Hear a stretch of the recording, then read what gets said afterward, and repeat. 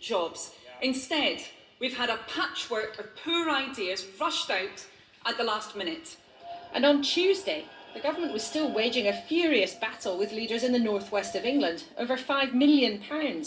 Now on Thursday, cash for across the country has arrived, with some of it backdated too. I honestly was just open-mouthed really when I read the headlines last night that there was going to be a support package. It was billed as being for London and Birmingham, and it was just a case of, hello, we've been under these restrictions for 3 months. It's the third time since this summer the Chancellor's had to revise his plans. Why do you keep underestimating the help that people really need? As these new restrictions have been put in place, the impact they're having on the ground has been highly significant. We will adapt and evolve our response as the situation changes. And Prime Minister, to you, this week you've been to war with leaders in the north of England. You're still leaving some workers on 2/3 of their wages or telling them to claim benefits. And cases of coronavirus keep on rising. Is this really the kind of leadership you think the country deserves? Well, Laura, I must, I'm afraid, strongly reject what you say about me being at war. We've had great conversations with local leaders, mayors and others, and everybody has come to the table, shown leadership, stepped up to the plate.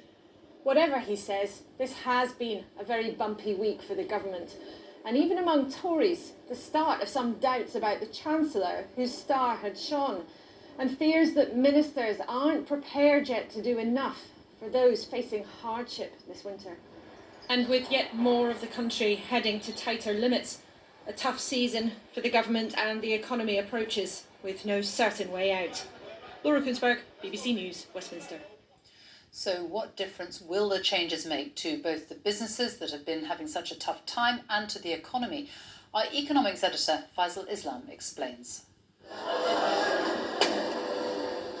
This pizza chain mainly operates in big cities now under Tier 2 restrictions, so is not required to close. Things had improved over summer, but the withdrawal of the furlough scheme alongside new restrictions was stretching things. Here they welcome a fully baked return of taxpayer funding for worker wages. Over the weekend we've seen a steep drop in sales in general, especially with the Tier 2 affected. You can't go out, we can't go out in a way. So the new measures in place today will ensure that jobs are secure and will keep as many people working with us. This is a significant increase in the taxpayers' share of support for paying the wages of part-time workers, taking it back towards the furlough scheme. It applies to small businesses and affected large businesses across the UK. Originally, in the most generous support, the taxpayer was to fund just over 1/5 of wages and employers just over half, with workers having to work 1/3 of their normal hours. Now, workers will only have to work 1/5 of their hours. Employers will contribute a bit more than that, half the original plan, and the taxpayer slice doubles to just under half the wage.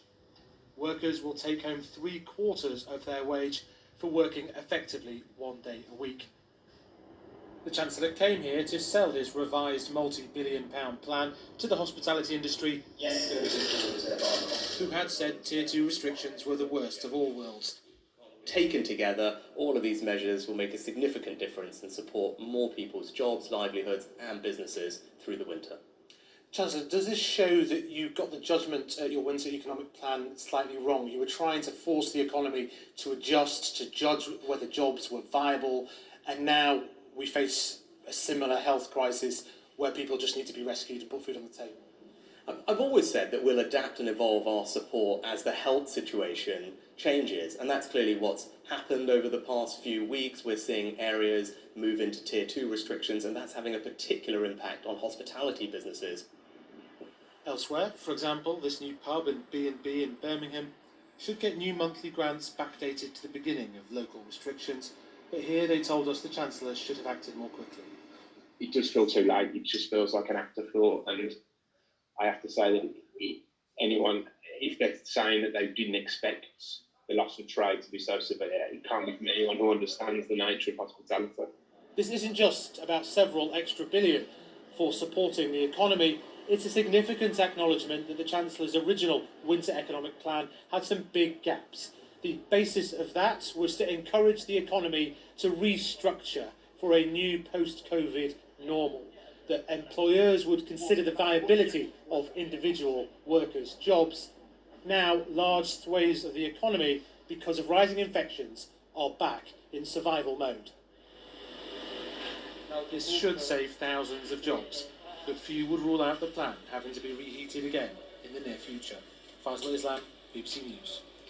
Let's talk to Laura Kuenssberg in Westminster. So these plans have been